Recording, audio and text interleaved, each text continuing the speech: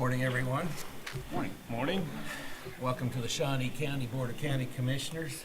It's February 20th, 2020. That's quite an address today. 202020. I like it.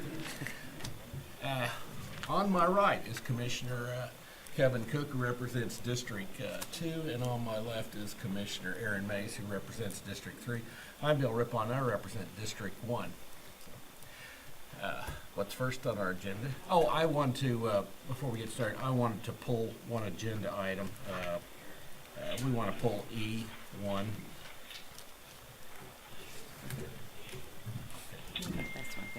All right. Okay. First item. Item 1, proclamations, presentations. Check presentation by Walmart to the Parks and Recreation Park Police Division. Cale Worthington, manager.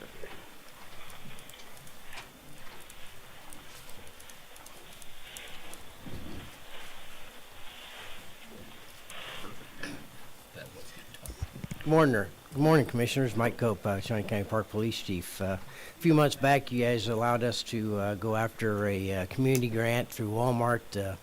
That's where they give back to the community. We were very gracious that we received some donations back from Walmart in the grant process, and we have Cal Worthington and Dale Pritchett here to present the check. And you'd like to have Tim would like to speak here.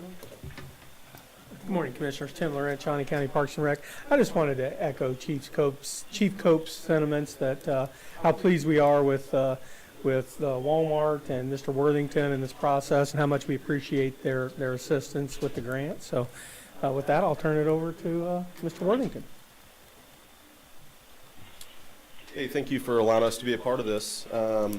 Walmart does get to do quite a bit in the community, and so it was very humbling to be asked to do this.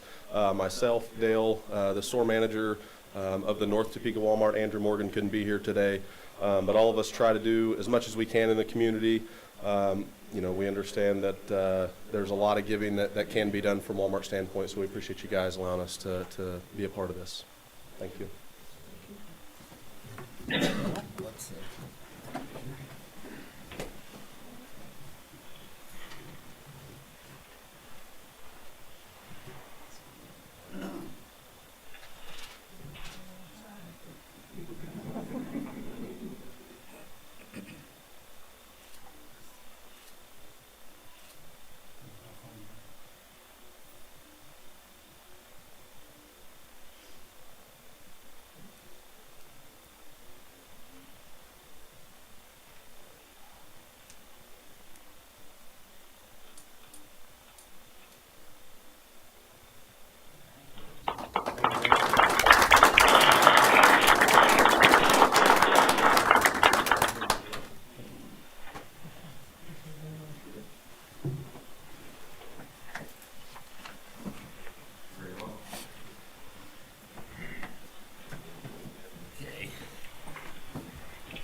Good way to start the meeting. That was a great start.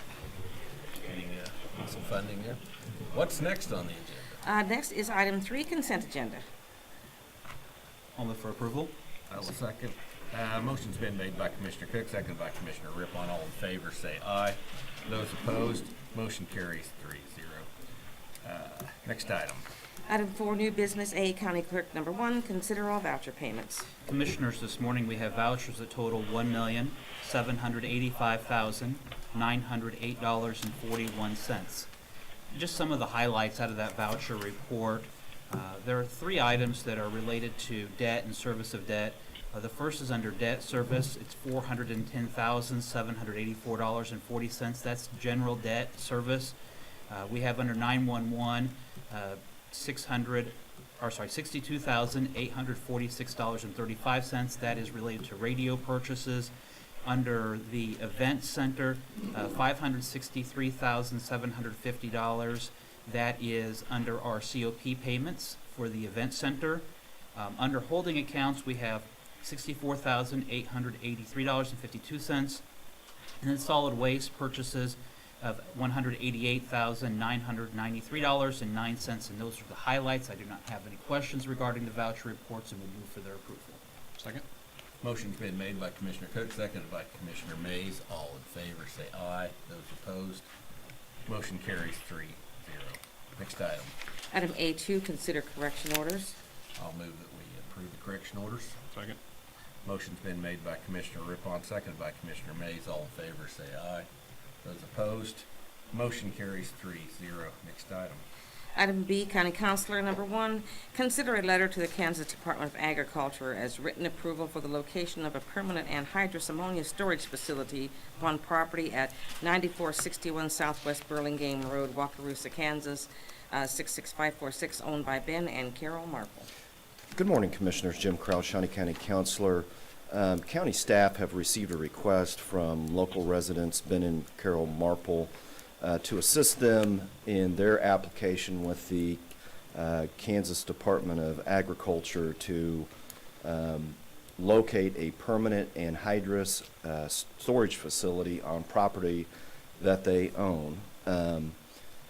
As I stated, Department of Agriculture for the state of Kansas generally regulates this issue. However, their administrative regulation requires a local approval from the governing body, and that's why we are here before you this morning.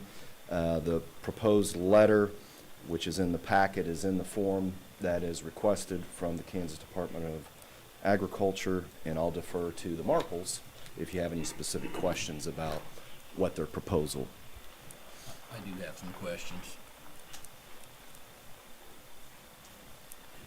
I'm Ben Marple, and I'm the one that's asking for your permission. Okay. Ben, how far is this tank from any houses? It's on a half section, 320 acres at Carroll, and that is my wife, Carol, that we own at 90, and then my son is purchasing the 90 acres. So the requirement for an individual farmer to have a tank is 1,000 feet. We own both houses that's within 1,000 feet of this. But they are within 1,000 feet. That's correct. How close are they to the tanks? Do you know? How close? How close are these homes to the tank? Oh, the requirement on the tank, and there's quite a little bit we got to do, has to be 50 feet from any structure.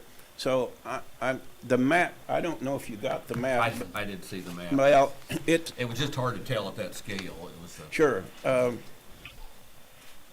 Well, that property along 93rd is a mile by a half mile, and these probably 500 feet. okay. I could step it off. The other question is, will you have like a stock tank out there with water? Oh, there's a lot of requirements. Okay. They required a bulkhead where the hoses hook on, so there's a shear point. And we're buying some big 2x4 concrete blocks. It's a requirement to go clear around this structure so nothing backs into it. It has to be more than 18 inches off the ground. And we had to have a birth certificate for the tank. And we're employing from Leon, Kansas, which is down by Wichita, a company to come up and get it all plumbed. They had to have a diagram on the plumbing, so it's going to be a real help to us. Okay. I've worked with anhydrous ammonia. It's dangerous stuff. So. Oh yes. Yeah. Be careful. Just one other question. And Ben, I'm sure that you'll comply with any regulations the state may have on you regarding the placement. It's very heavily regulated. I have to be certified every 5 years, but it may be even more. Now, I currently sold fourth interest in a structure down by Overbrook that I own with 3 others, farmers. But for many years, anhydrous ammonia was one of the key components in the production of methamphetamine. So what is some of the regulations that you're going to do to make sure that no one comes onto your farm and takes anything? I think our law enforcement, there was a period of time 10 years ago that was hard for me to even park an anhydrous trailer in Shawnee County without hiding it. I almost got hit every night. For some reason, the meth dealers are not using anhydrous. I think a lot of them's been hurt. Okay. I just want to make sure that it's secure so that we don't have to see any theft of the anhydrous from your farm. Well, I can't guarantee that, but it's not as much of an issue now than what it was. Okay. All right. Thank you. Any other questions? I'll move for approval. Second. Motion's been made by Commissioner Rippon, second by Commissioner Cook. All in favor, say aye. Those opposed, Motion carries. Thank you very much. Next item. Item C, Public Works, number 1, consider authorization and execution of contract C-54-2020 with Finney and Turnipseed Transportation and Civil Engineering's LLC to provide engineering design services for the upgrade of existing traffic signal system on South Topeka Boulevard at the intersections of 57th Street, University Boulevard, and Gary Olmsby Drive in the amount not to exceed $25,600 with funding from the project account with 90% reimbursement from the Kansas Department of Transportation. Good morning, Commissioners. Kurt Niehaus, Director of Public Works. Just to give you a little refresher on the project before we get to the agenda item, this project again is a 3-signal improvement, 3-location improvement of traffic signals. They're all on South Topeka Boulevard. In your memo, it indicates the locations. This is a joint KDOT county project where the state pays 90% of the cost, county pays 10%. Participating costs. Non-participating costs would be utility relocations and any right-of-way needs, but we don't anticipate any costs related to those non-participating items. We anticipate letting the project in September. To the agenda item itself, back in December of 2019, the Professional Services Committee met, selected Finney and Turnipseed. It was unanimous, and so I'm here before you with a contract. It's in the amount of $25,600, and we recommend approval of that. We'll get forward, moving forward on the design. Questions? Question? No. I'll move for approval. I'll second. Motion's been made by Commissioner Rippon, seconded by Commissioner Mays. All in favor say aye. Motion carries 3-0. Next item. Item C2, consider awarding bid to Vance Brothers, Inc. for up to 12,000 gallons of CRS-1H road oil in the amount of $2.20 per gallon, including delivery for use in 2020, with funding dependent upon the location of use from the road maintenance funds for Public Works, Monmouth Township, and Grove Township. Kurt Niehaus, Director of Public Works. It may not seem like it today, but yes, spring will get here, warmer weather will get here, and as soon as it does, we'll start working on the roads, and part of that work involves spray patching, and this oil is used in our spray patching. Spray patching is used to seal cracks, help us with potholes, and so we solicited bids with the help of Audit Finance. We solicited bids. And as of the closing date in early February, we had 2 vendors that submitted bids. The low bidder was submitted by Vance Brothers of Kansas City, Missouri, at $2.20 a gallon. And it's the lowest and best bid, and we recommend approval. Questions? Move for approval. Second. Motion's been made by Commissioner Cook, seconded by Commissioner Mays. All in favor say aye. Those opposed, motion carries 3-0. Next item. Item C3, consider awarding bid to Vance Brothers, Inc. for up to 260,000 gallons of RS-1HM road oil in the amount of $1.91 per gallon, including delivery, for use in 2020 with funding dependent upon the location of use from the road maintenance funds for Public Works, Monmouth Township, and Grove Township. Kurt Niehaus, Director of Public Works. I'll just say ditto with the last item, except this is a chip seal oil, and the best and lowest bid was $1.91 per gallon. What's the difference in the oils? One is like an anionic, and one is a cationic, and it's really technical. I don't fully understand it, so I won't go into it. All right. I'll move for approval. Second. Motion's been made by Commissioner Rippon, seconded by Commissioner Cook. All in favor say aye. Those opposed, motion carries 3-0. Thank you. Next item. Item D, solid waste. Number 1, consider approval of request to issue a request for quotations for refuse and recycling containers with funding from the solid waste collections operational budget. Good morning, Commissioners. Bill Sutton, Shawnee County Solid Waste. The item before you is a request for quotations for our refuse and recycling containers. These are the containers that most residents have, either black with the black lid or black with the blue lid for recycling. Our contract that we had has expired, so we need to just go out and get a new contract. We benefit by having a contract in place. That way we can order these as needed and replenish our inventory. Of course, the funding will come from our solid waste collections operational budget, which is 100% fee funded and not taxpayer supported. Subject to your questions, gentlemen. Any questions? Move to approve. Second. Motion's been made by Commissioner Mays, seconded by Commissioner Cook. All in favor say aye. Those opposed, motion carries 3-0. Thank you, Commissioner. Next item. Item E has been pulled. Item F, Sheriff's Office, number 1, consider approval of the creation of a sergeant's position within the offender registration unit with funding from the department budget. Good morning, Commissioner. Sheriff Hill with the Shawnee County Sheriff's Office. We'd like for you to consider an approval for the creation of the sergeant position within the offender registration unit. Currently, we have 2 civilian employees, 1 deputy in that unit. We'd like to add a sergeant in there. To just give you a little background of that unit, there's over 1,600 registered offenders within Shawnee County that unit deals with. They have to come in and register quarterly, so that's over 500 people hitting that door a month. Currently, our sergeant that oversees that is also the sergeant that oversees the investigative unit, and with a lot of the proactive operations that we've done, we've probably close to doubled that sergeant's work capacity. So with the span of control, we wanted to create a sergeant position here because currently Shawnee County does a really good job. We're in 94% compliance of our registered offenders here within Shawnee County. But we would like to be in 100%. You know, those are the violent sex offenders, drug offenders. So by putting a sergeant in there, it would allow us a little more operational capacity to do the home checks and spot checks that we currently just do occasionally. So we have vetted this through the processes here within the county, so and it can be funded within our budget. Questions? So is this creating a new position or just moving a person into this position? It's a new sergeant position. Okay.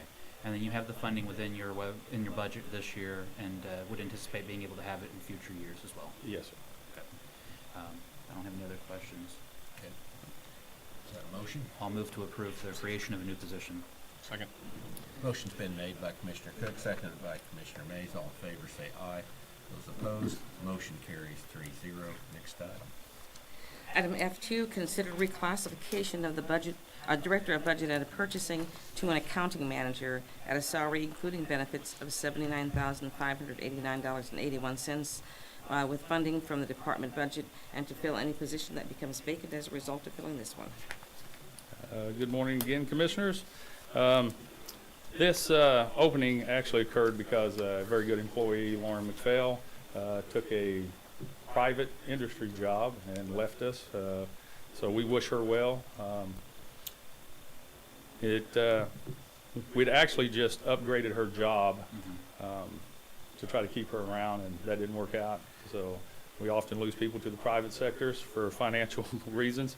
So we dropped this back, and we just need a purchasing accounting manager. It's a very vital process. Currently, with her vacancy, we've had to pull a sworn command staff person to start assisting with those details. So we'd like to post this. Any questions? I'll move to approve. Second.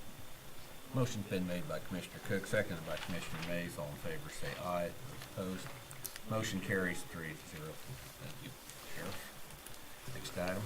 Item G, Administrative Services, number 1, update on revenues and expenditures as of December 31st, 2019.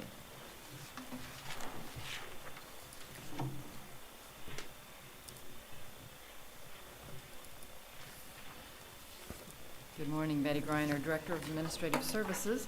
I'm here today with the preliminary financial overview for the year of 2019. This is a preliminary report because we do still have some 2019 items coming in.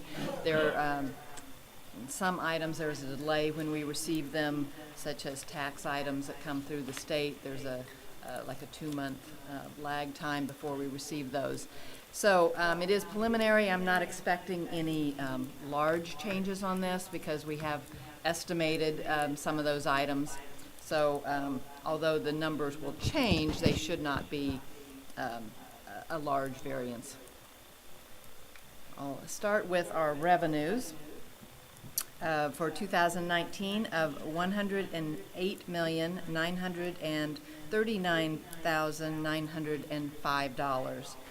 That is a total of $214,261 over what we had budgeted, which is 0.2%. So we are just slightly over what we had budgeted for the year.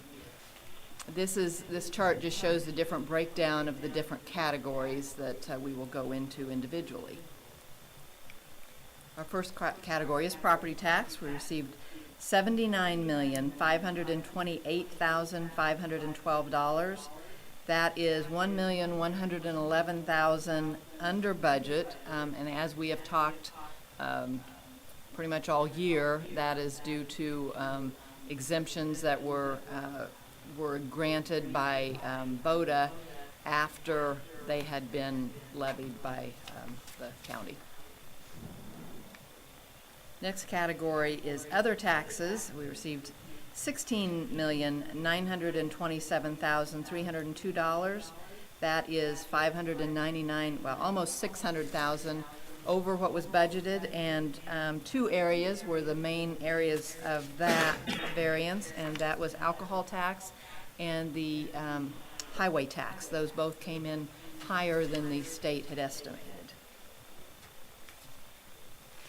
Next category is charges for services. We received $5,859,339. That is $822,000 under budget, and that is mainly related to Parks and Rec and then a little bit for the Sheriff's Office. I will point out in this one, this category is we actually received less than we did last year by $145,000, and that is attributable to the Register of Deeds office, where we no longer received the mortgage registration fees. You will recall there was legislation, several years ago, maybe 5 years ago, 4 years ago, something like that, that decreased that each year. And so this would be the last year that we see that decrease, but that actually went down $340,000. Their total fees went down by that much. And then the last category is other revenue of $6,624,551, and that is $1,548,000 over budget, and that is attributable to additional investment income because interest rates went up since the time this was budgeted, and then also the penalty and interest on taxes came in higher than were budgeted. So this is just looking at the pie chart of what percentages came from what sources. And as you see, 73% of our revenue came from property taxes, 16% from other taxes, charges for services of 5%, and other revenue of 6%. Do you have any questions on the revenue side before I go on to expenditures? No. Okay, for our expenditures for the year, they totaled $107,448,059. That is actually $1,233,000 under what was budgeted. And again, this shows the different categories of that, and I'll go through these individual categories one by one.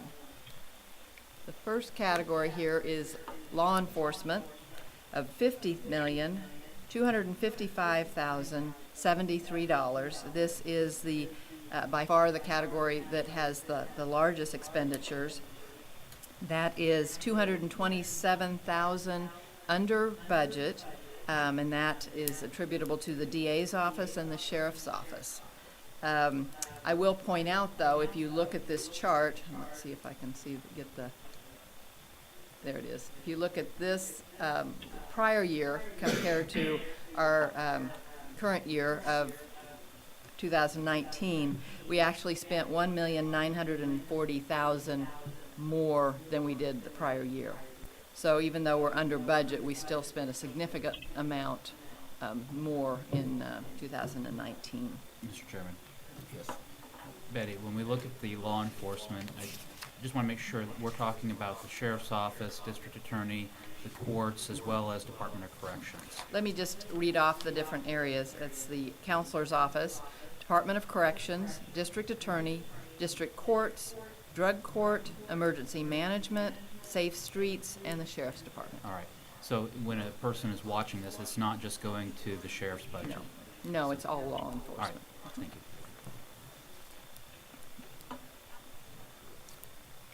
Okay, the next category is recreation, and we spent $15,917,399.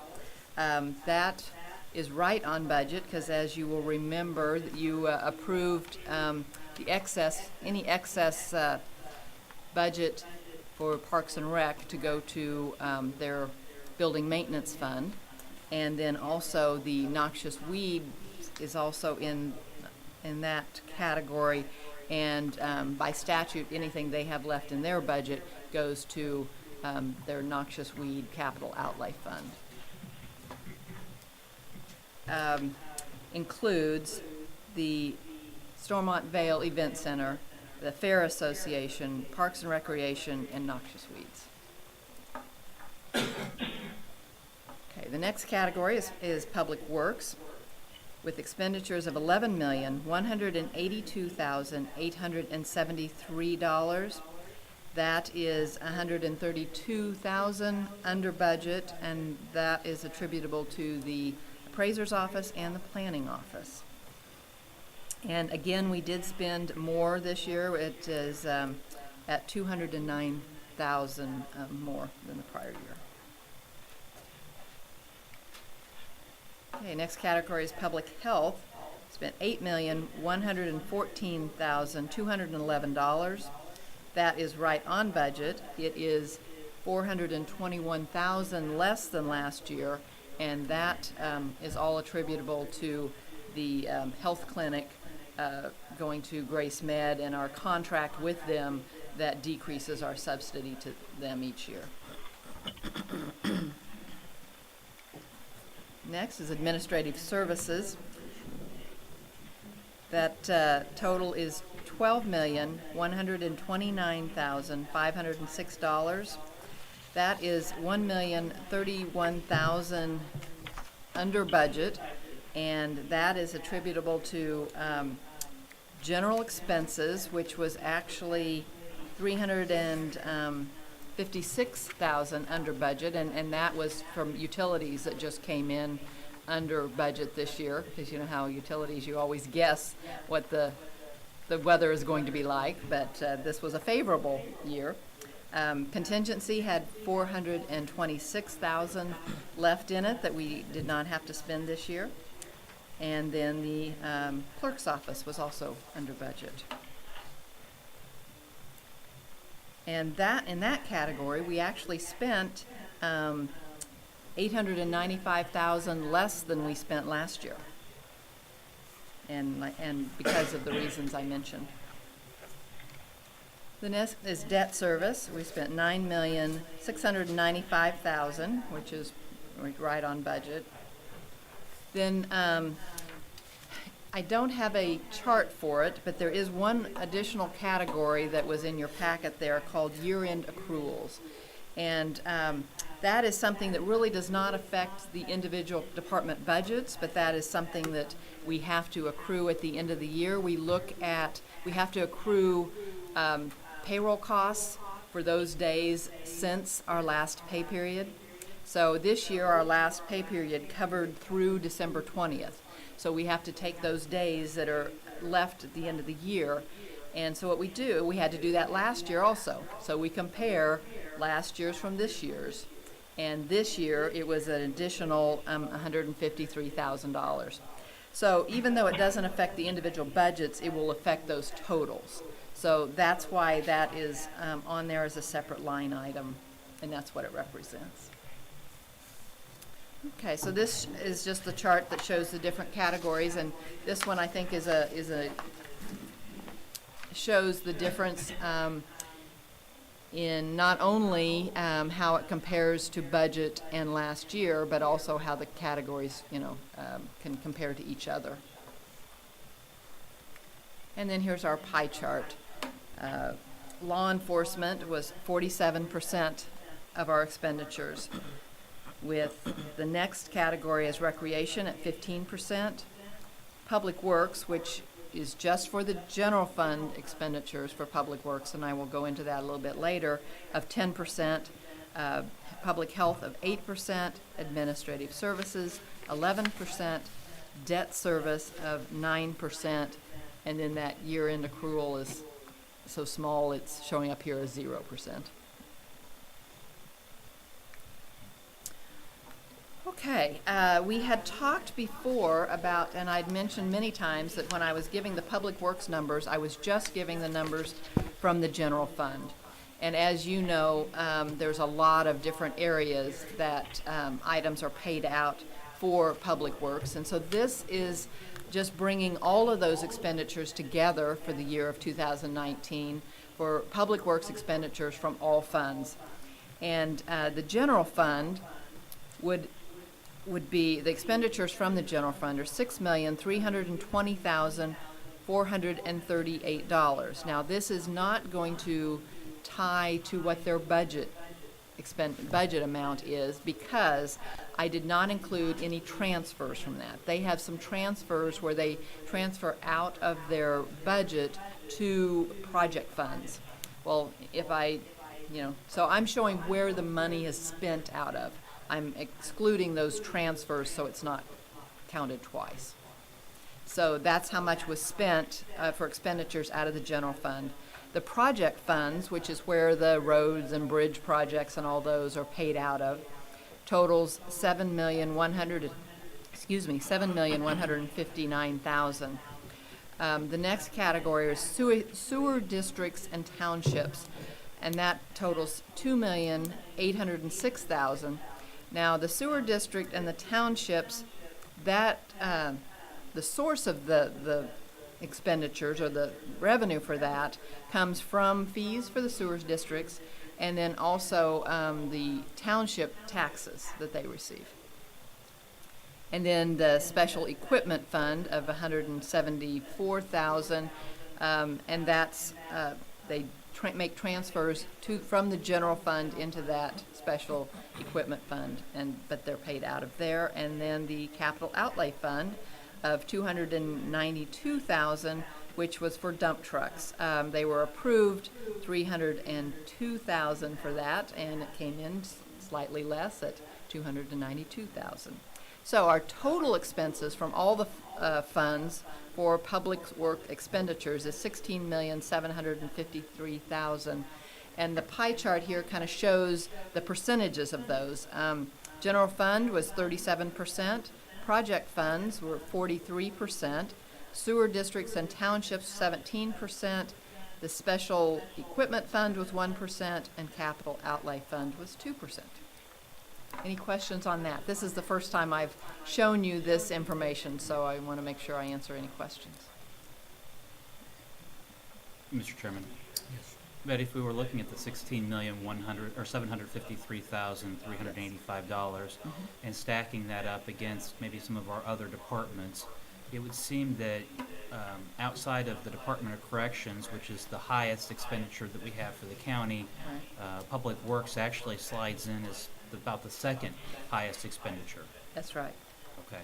Yeah. And so really just in the pecking order of things, I mean, and sometimes that number seems deceiving when we go through the monthly reports. It looks like we spend very little on Public Works And Parks and Recs is actually the second Well, largest expenditure. and Parks and Rec, we'll look at in just a minute, is slightly higher than this, but part of that is part of excess reserves, which is, more of a one-time thing, so. All right, good, thank you. And also on those project funds that are paid out, there are various sources that money comes from. Some of it is from sales tax, some of it is from the federal state exchange program. Some of it is from their general fund budget that they transfer into those. So there's various sources for that. And then I did the same thing for the Parks and Recreation expenditures, and this is from all the different funds. The general fund is $13,491,000. The Parks and Rec revolving fund, that is a fund that was set up for those self-sustaining programs for Parks and Recreation. The two 18-hole golf courses are from there. The premium summer camps, the campground, all of those are in that. The expenditures from that fund was $1,922,000. Then there's the Parks and Rec Building Maintenance Fund. That is usually transfers into that fund for their cyclical maintenance on that. That's $1,256,000. Then I have their excess reserves, so they spent $1,680,000. And that, if you'll remember, in May of 2018, the commissions transferred $3 million to Parks and Rec, of excess funds to Parks and Recreation for deferred maintenance. During 2019, they spent $1,680,000 of that money. And then the last category there is Capital Outlay Fund. They spent $4,900. They were actually approved for $675,000 for 2019, but only spent the $4,900 of that. So their total is $18,354,952 from all sources. So that takes them up even above the Public Works total. So any questions on that one? There's always next year, Kurt. All right, thank you. So any questions on any of it? Betty, I just want to make a quick observation. Without knowing our exact year-end totals, it looks like we're going to have $1,491,846 in excess. Right. And again, that will then go back into the general fund. That will go into the reserves, yes. Okay. Yes. Now, I will remind you that we do have our fund balance policy that sets our goal for our reserves at 25% of our budget, which would only be 3 months worth of expenses. So we do have that as our budget increases year to year, that requirement of the reserve amount increases also. So as I am estimating it right now, at the end of the year, we would have about a $900,000 excess. So Okay. depending on exactly where our numbers end up. And that's where we had the discussion a couple of years ago about when we get to a amount, Right, then having that look at special projects or special needs. correct. Thank you, David. You have a Question. So on the, I noticed on law enforcement, and you mentioned this briefly, but there was a pretty significant increase, almost $2 million from 2018 to 2019. And although they did come in under budget, I wasn't here when this budget was made, so I'm curious, was that in wages or Yes. is it? The largest portion was in wages. When we enacted our comp study, our compensation study, we had to phase that in over a 3-year period of time because it was $5 million worth of increases that we needed to give employees. And a lot of that in a lot of cases, the largest increase was in that third year. So most of that increase was in wages. Okay. And there might have been, you know, there were some other things probably, but the bulk of it was in wages. Okay. Good to know. Thank you. Thank you, Betty. All right. Next item. Item 5, Administrative Communications. At this time, we'll allow anybody to speak on any subject. She's back. Well, I'm back. Betty Greiner, Director of Administrative Services. Just wanted to let the public know that next Thursday, on February the 27th, we will do the mid-year review for the capital improvement plan.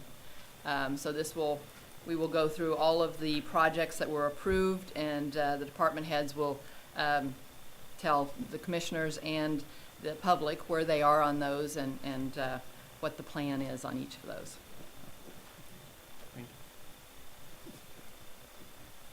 Anyone else? Well, Commissioner Cook. I know that Mr. Scroggins was here earlier today. He had a chance to talk to me. He had